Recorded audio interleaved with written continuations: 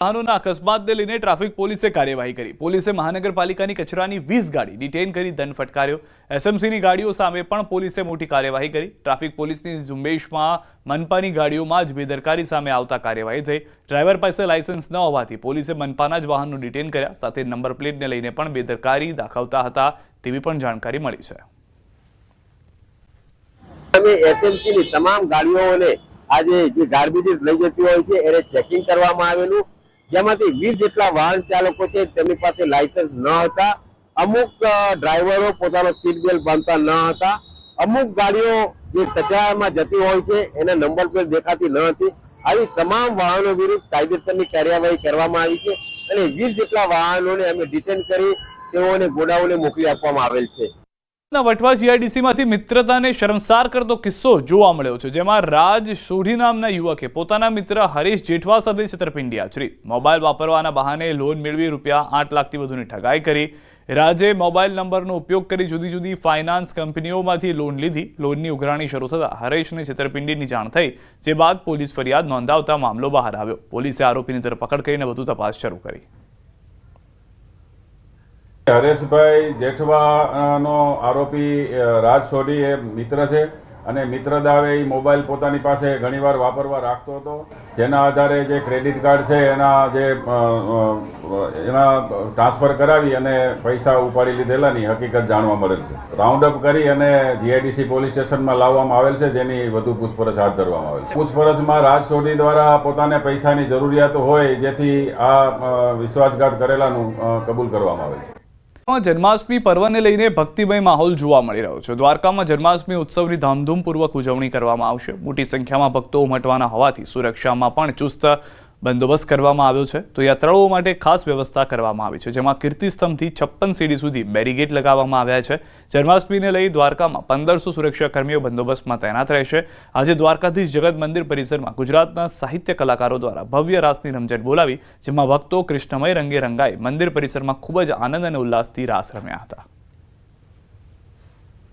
SP કક્ષાના અધિકારી છે, 7 ડીવાયએસપી રેન્ક ઓફિસર્સ છે, પીઆઈ અને પીએસઆઈ મળીને કુલ 78 જેટલા અધિકારીઓ છે અને રેસ્ટ ઓફ ધ અમારે પોલીસ સ્ટાફ જે છે ટોટલ બધું મળીને 1500 આસપાસનો પોલીસ બંદોબસ્ત 3 જગ્યા પર ફાળવવામાં આવેલ છે। છોટાઉદેપુરના વિજોલ ગામના મેઢિયા ફળિયામાં જૂનો કોઝવે જર્જરિત હાલતમાં છે। દરરોજ સ્થાનિકોને ભારે હાલાકી ભોગવવી પડી રહી છે। રોજ ગ્રામજનો અવરજવર કરવા આ રસ્તો વાપરે છે। કોઝવેના પાથરેલા સ્લેબ જોખમ ઊભું કરે છે। સરપંચે કહ્યું કે વરસાદ બંધ થયા પછી રિપેરિંગ કરી નવીન કોઝવે બનાવવા પગલાં લેવાશે। ગ્રામ પંચાયતમાં વિજોલ ગામમાં મેઢિયા ફળિયામાં 2 કોઝવે આવેલા છે। 2 કોઝવેમાંથી 2 કોઝવે પણ તૂટી ગયેલા છે અને એક કોઝવે વધારે તૂટી ગયેલો છે અને અમુક સમયે વધારે કોતર પાણી પણ આવી જાય ને તો 7 ફૂટથી 6 થી 7 ફૂટ એટલું પાણી જાય છે। એટલું પાણી ઓળંગવા માટે અમુકને વિદ્યાર્થીઓને કે ખેતરોમાં જવાવાળાને કે ગ્રામજનોને એટલી બધી તકલીફ પડે છે કે ક્યાંય કોતરમાં વહી જાય એટલું તકલીફ પડે છે। 108 બી આવી શકતી નથી। 108 આવે તો મેન રોડ સુધી આવે, પછી આ રસ્તા તૂટી જવાના કારણે કે અમારી ગાડી પંચર થઈ જાય કાં તો અમારી બોર્ડરો તૂટી જાય, અહીં ગાડી જાય નહીં, એ સમસ્યાથી અહીં કોઈ બી સુવિધા મળતી નથી। તો વહેલી તકે કોઈ બી ની ગ્રાન્ટમાંથી અમારે તરફથી સરકારશ્રીને નમ્ર વિનંતી છે કે વહેલી તકે આના પર પુલ બનાવી આપે એવી અમારે ગ્રામજનોની આશા છે। અત્યારે તો આ વરસાદ પડતો નથી એટલે અહીંયા ઓછું પાણી છે, બાકી તો અહીંયા વરસાદ ચાલુ હોય છે ત્યારે પાણીનો પ્રવાહ પણ અહીંયા બહુ જતો હોય છે। તો અવર જવર માટે અમારે ઘણી મુશ્કેલીઓ પડે છે અને આ પથ્થરો મોટા પથ્થરો નીકળી ગયા છે કોઝવે તૂટી જવાથી, અને આ સળિયા પણ નીકળી ગયા છે। આ પાણીના પ્રવાહમાં આ સળિયો દેખાય ના તો વાગી જાય તો કોઈને તો ઓપરેશન કરવાનો વારો આવી જાય, એવો પણ સમય આવી જાય એવું છે। બ્રિજ બનાવી આપે તો એવી અમારી નમ્ર વિનંતી છે। જૂનું ઘણા વર્ષોથી જર્જરિત કોઝવે બનાવેલું છે, એ હાલ ભારે વરસાદના કારણે થોડું ધોવાઈ ગયું છે। હવે અત્યારે લોકોને તકલીફ પડે છે જવા આવવાની, પણ વરસાદ જાય ત્યારે અમે એને થોડું રિપેર કરી દઈએ, પાણીનું વહેન ઓછું થાય ત્યારે, અને નવું બનાવવામાં જેમ વહેલું કદાચ મંજૂર થાય તો નવું એ બનાવી દેશે ને એ રોડ ડોમર બનાવવા માટે દરખાસ્ત બી ગયેલી છે એ અચેટા ડામર રોડથી વિજોલ સુધીની. પર ગેરકાયદેસર કેરિયર લાગેલા હશે તો આરટીઓ વિભાગ કાર્યવાહી કરશે. આરટીઓ વિભાગે અલગ અલગ સ્થળ આઈડેન્ટિફાઈ કરી બસ માલિકોને 8 લાખ જેટલો દંડ ફટકાર્યો છે. બસની છત પર કેરિયર રાખવાનો કોઈ પણ પ્રકારની મંજૂરી આપવામાં નથી આવી. તહેવારોમાં ભીડનો લાભ ઉઠાવી બસ માલિકો છત ઉપર પણ મુસાફરો બેસાડતા હોય છે, ત્યારે હવે બસ માલિકો સામે આરટીઓ વિભાગે લાલ આંખ કરી છે. હાલમાં જેટલા પણ પ્રાઇવેટ લક્ઝરી બસ છે કે અન્ય જેટલી પણ બસો છે તે તમામમાં જે ઓવરહેડ સામાન ભરવાનું છે એ નિયમ વિરુદ્ધ છે. આ તમામમાં જો સામાન ભરે છે, કોઈ પબ્લિક પણ બેસાડે છે, તમામ બ્રીચ ઓફ પરમિટનો એમાં ચલણ ઇસ્યુ થાય છે અને પરમિટ ભંગનો જે ગુનો છે તે બદલ એમને દંડનીય કાર્યવાહી પણ હાલમાં કરવામાં આવી રહી છે. જખૌ સહિતના વિવિધ વિસ્તારોના માછીમારોએ કલેક્ટરને આવેદનપત્ર આપી રજૂઆત કરી. આ દરમિયાન સામાજિક આગેવાન લખન ધુવા સહિત મોટી સંખ્યામાં માછીમારો હાજર રહ્યા. બોટ લાયસન્સ પ્રક્રિયામાં વિલંબ, આર્થિક સુરક્ષા અને વેપારમાં પડતી મુશ્કેલીને લઈને ઉકેલ લાવવામાં આવે છે. માછીમારોને વસાહતોના પુનઃવસન માટે પણ કરી રજૂઆત. સમસ્યાનો ઉકેલ નહીં આવે તો આગામી સમયમાં આંદોલનની ચીમકી ઉચ્ચારી. મારી સમસ્યા એ છે કે અમે જે ઓનલાઈન ટોકનની સિસ્ટમ ચાલુ કરી છે એમાં ઓટીપી કોઈ એવી પદ્ધતિ બધી જગ્યાએ રદ થઈ ગયો, હજી જોખો સુધી જોખોમાં રદ થયો નથી.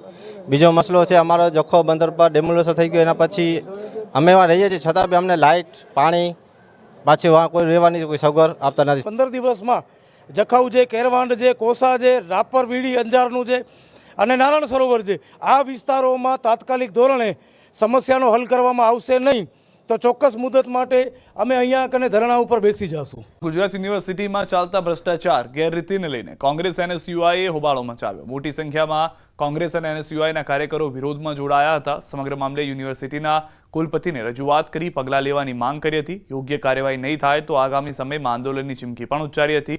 આ તરફ કોંગ્રેસની રજૂઆત બાદ કુલપતિની પ્રતિક્રિયા સામે આવી છે. તેમણે કહ્યું છે કે તમામ નિર્ણયો યુનિવર્સિટીના સત્તામંડળ દ્વારા લેવામાં આવે છે. આ મુદ્દો પણ સત્તામંડળમાં મૂકવામાં આવશે. સાથે જ તેમણે કોંગ્રેસ દ્વારા કરાયેલા તમામ આક્ષેપોને ફગાવ્યા હતા અને લોકોને પણ વિશ્વસનીય માહિતીના અભાવમાં ગેરમાર્ગે ન દોરાવા અપીલ કરી હતી. તમામ માહિતી યુનિવર્સિટીની વેબસાઇટ પરથી લેવા અપીલ કરી. આગામી દિવસોની અંદર જો નક્કર પગલાં લેવામાં નહીં આવે, યુનિવર્સિટીનું ઓડિટ કરવામાં નહીં આવે, યુનિવર્સિટીની પ્રોપર્ટી ઉપર જે લોકોએ કબજો જમાવી દીધો છે કબજો દૂર કરવામાં નહીં આવે, જો દૂર ન કરે તો તેની ઉપર લેન્ડ ગ્રેબિંગ દાખલ કરવામાં નહીં આવે, જે ઓએનજીસીના અધિકારીઓને કોઈ પણ લાયકાત વગર બારોબાર કોઈ પણ જાહેરાત વગર 5-5 લાખ રૂપિયાના પગારે નોકરીએ રાખવામાં આવ્યા છે, જાણે યુનિવર્સિટીના જમાયો હોય એ રીતે એ લોકોને દૂર કરવામાં નહીં આવે ત્યાં સુધી અમારી લડત ચાલુ રહેશે. સત્તામંડળ હોય છે અને યુનિવર્સિટીના ઇમ્પોર્ટન્ટ નિર્ણય આજ સુધી સત્તામંડળ જ કરે છે. રજૂઆતો છે એને સિરિયસલી લઈએ છીએ. સત્તામંડળની સમક્ષ અમે રજૂ કરીશું, કારણ કે અગાઉના નિર્ણયો પણ સત્તામંડળ દ્વારા જ એપ્રૂવ કરીને લાગુ કરવામાં આવ્યા છે. મારી આપ સૌને એક જ વિનંતી છે કે કોઈ જગ્યાથી માહિતી મેળવીને સમાજ સુધી નહીં પહોંચાડતા. ગુજરાત યુનિવર્સિટીની વેબસાઇટ એક જ માધ્યમ છે જ્યાં બધી માહિતી મુકાઈ ગઈ છે અને અગાઉ પણ મુકાઈ જશે. જશોદાનગરમાં આત્મવિલોપનનો મુદ્દો. પોલીસ બંદોબસ્ત માંગ્યો હતો પણ મળ્યો ન હતો. એએમસીના ડેપ્યુટી એસટી અધિકારી વિનય ગુપ્તાનું મોટું નિવેદન. એએમસીની ટીમે પોલીસને જાણ કરતા પોલીસ મોડી પહોંચી હતી. સોસાયટીમાંથી દબાણ હટાવવા મુદ્દે અરજી કરાઈ હતી. 1 વર્ષ પહેલા ડિમોલિશન બાદ ફરી બાંધકામ થયું. દબાણ મુદ્દે સીએમઓ સુધી અરજી કરાઈ હતી. પૈસા લેવાના આરોપ પર માહિતી મળશે તો કાર્યવાહી કરાશે. એએમસી ટીમ સાથે સ્થાનિકોએ ઘર્ષણ કર્યું હતું. પોલીસે પ્રોટેક્શન કેમ ન આપ્યું તે મોટો સવાલ. પોલીસ બંદોબસ્ત વગર જ એએમસીની ટીમ કેમ પહોંચી એ સવાલ પણ ઉઠી રહ્યો છે.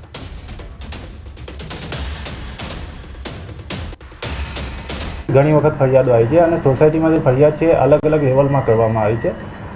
સીએમ ઓફિસ, પીએમ ઓફિસ બધી જગ્યા અલગ અલગ લેટરો લખવામાં આવેલ છે.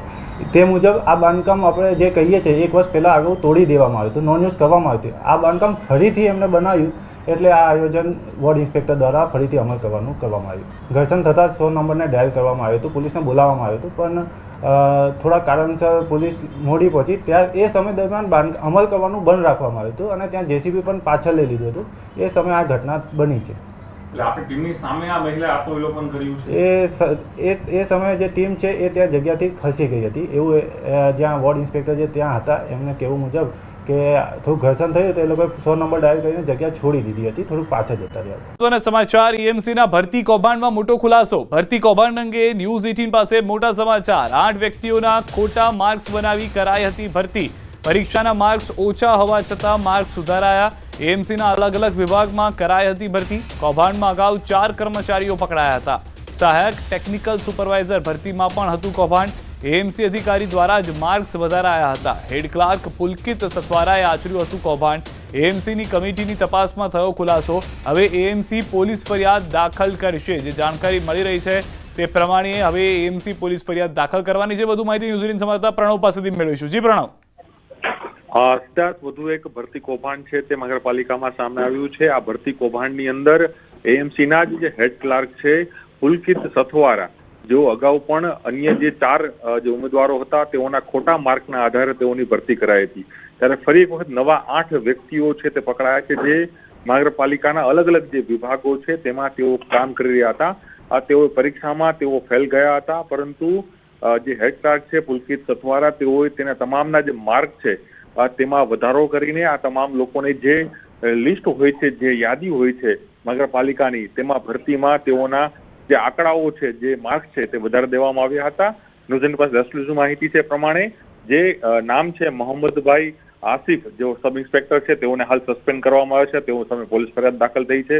એ જ રીતે જય પરમાર છે, જેઓ સહાયક સેનેટરી સબ ઇન્સ્પેક્ટર હતા. બીજા નામ છે ઉદાસ કુમાર ગુગડિયા, જેઓ સહાયક સેનેટરી સબ ઇન્સ્પેક્ટર છે. બીજું નામ આવી રહ્યું છે પંકજભાઈ મેરિયા, જેઓ સહાયક સેનેટરી સબ ઇન્સ્પેક્ટર હતા. અન્ય નામ આવી રહ્યા છે યુવરાજસિંહ ઝાલા, જે ફાર્માસિસ્ટ છે, અને આસિફ ખાનસુયા, જે ફિમેલ હેલ્થ વર્કર છે, અને જે અન્ય એક નામ આવી રહ્યું છે સાક્ષી સોઢા. આમ કુલ 8 જે વ્યક્તિઓ છે તે વ્યક્તિઓએ ખોટી રીતે પોતાના માર્ક્સ વધારીને, પૈસા આપીને પોતાના માર્ક્સ વધારીને તેઓએ પોતાની જે ભરતી છે તે એએમસીમાં કરી હતી. હાલ તમામ સામે કાર્યવાહી કરવામાં આવી છે, અને સાથે જ મહાનગરપાલિકાના કમિશનર અને અમદાવાદ શહેરના મેયર તરફથી પોલીસ ફરિયાદ કરવા માટેની સૂચના પણ અપાઈ છે. જેથી આ તમામ 8 વ્યક્તિઓ સામે પણ અહીં પોલીસ ફરિયાદ નોંધવામાં આવશે. અને સાથે જ પુલકિત સથવારા અગાઉ પણ 4 વ્યક્તિઓની ભરતીને લઈને હાલ તેઓ જેલ હવાલે છે, પરંતુ તપાસમાં બહાર આવ્યું છે કે અગાઉ 4 અને વધુ નવા 8 એટલે કુલ 12 લોકોએ ખોટી રીતે પોતાના ઓછા માર્ક્સ હોવા છતાં પણ માર્ક્સ વધારીને, પૈસા આપીને જે આખું કૌભાંડ છે તે કર્યું. તેમાં તમામ લોકોની સામે તપાસ છે અને સાથે જ કાર્યવાહી કરવાના આદેશ અહીં અપાયા છે. આભાર સમગ્ર માહિતી બદલ પ્રણવ. તો હાલમાં જે 8 વ્યક્તિઓના ખોટા માર્ક્સ બનાવવાની વાત હતી તે 8 ના નામ આવી ચૂક્યા છે. તમામ સામે ફરિયાદ પણ કરવામાં આવશે.